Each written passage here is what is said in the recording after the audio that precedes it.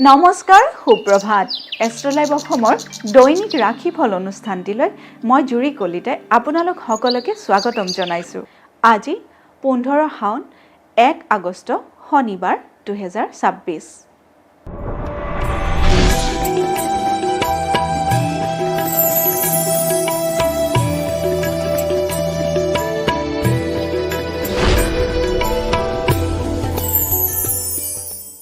পঞ্চাং অনুসৰি আজিৰ দিনটো ৰাশিফল মেষ ৰাশি।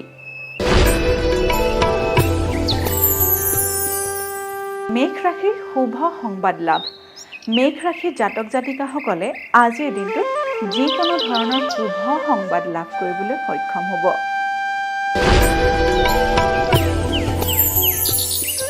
বৃষ ৰাশি। বৃষ ৰাশিৰ বিত্ত লাভ। বৃষ ৰাশিৰ জাতক জাতিকাসকলক আজিৰ দিনটোত অৰ্থপ্ৰাপ্তিৰ যোগে দেখা দিছে। মিথুন ৰাশি। মিথুন ৰাশিৰ সম্পত্তি লাভ। মিথুন ৰাশিৰ জাতক জাতিকাসকলৰ বাবে আজিৰ দিনটো শুভ দেখা গৈছে। আজিৰ দিনটোত তেওঁলোকে যিকোনো ধৰণৰ স্থাবৰ বা অস্থাবৰ সম্পত্তি প্ৰাপ্তিৰ যোগেও দেখা দিছে।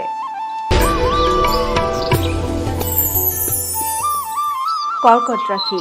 কৰ্কট ৰাশিৰ অৰ্থ ক্ষেত্ৰত চিন্তা। কৰ্কট ৰাশিৰ জাতক জাতিকাসকলে আজিৰ দিনটোত টকা পইচাৰ ক্ষেত্ৰত চিন্তান্বিত হৈ দিনটো কটাব পাৰে।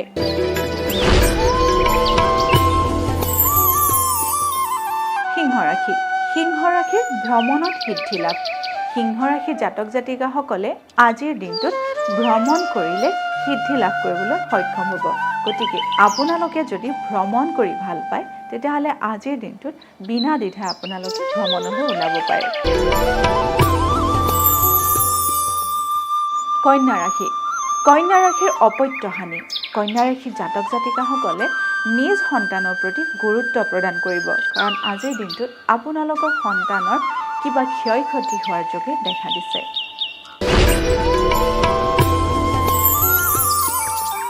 তুলা ৰাশি। তুলা ৰাশিৰ বন্ধু হানি ভয়।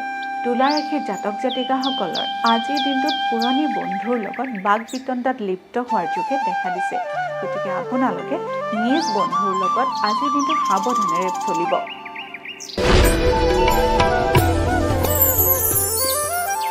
বৃশ্চিক ৰাশি। বৃশ্চিক ৰাশিৰ অপমান গ্লানি। বৃশ্চিক ৰাশিৰ জাতক জাতিকাসকলে আজিৰ দিনটোত মিছা অপমানৰ সন্মুখীন হ'ব পাৰে।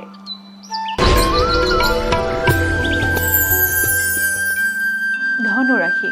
ধনু ৰাশিৰ বিবাদত জয়। ধনু ৰাশিৰ জাতক জাতিকাসকলে আজিৰ দিনটোত যিকোনো কেছ মোকৰ্দমাৰ ক্ষেত্ৰত জয় লাভ কৰিবলৈ সক্ষম হ'ব পাৰে। মকৰ ৰাশি। মকৰ ৰাশিৰ মান সন্মান হানি। মকৰ ৰাশিৰ জাতক জাতিকাসকলে আজিৰ দিনটো সাৱধানেৰে চলিব, কাৰণ আজিৰ দিনটোত আপোনালোকৰ মান সন্মান হানি হোৱাৰ যোগে দেখা দিছে। কুম্ভ ৰাশি। কুম্ভ ৰাশিৰ মোকৰ্দমাত জয়। কুম্ভ ৰাশিৰ জাতক জাতিকাসকলে আজিৰ দিনটোত আইনী যুঁজত জয়লাভ কৰাৰ যোগে দেখা দিছে।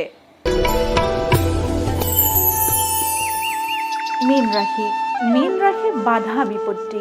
মীন ৰাশিৰ জাতক জাতিকাসকলে আজিৰ দিনটোত যিকোনো কামতে বাধা বিঘিনিৰ সন্মুখীন হ'ব পাৰে। গতিকে আজিৰ দিনটো আপোনালোকে সাৱধানেৰে চলিব। এয়াই আছিল আজিৰ দিনটোৰ ৰাশিফল। আপোনালোকৰ দিনটো শুভ তথা সমৃদ্ধিশালী হওক তাৰেই কামনা কৰিছোঁ। লগতে মই জুৰি কলিতাই এষ্ট্ৰলাইভ অসমৰ ৰাশিফল অনুষ্ঠানটিৰ পৰা আজিলৈ বিদায় মাগিছোঁ। ধন্যবাদ।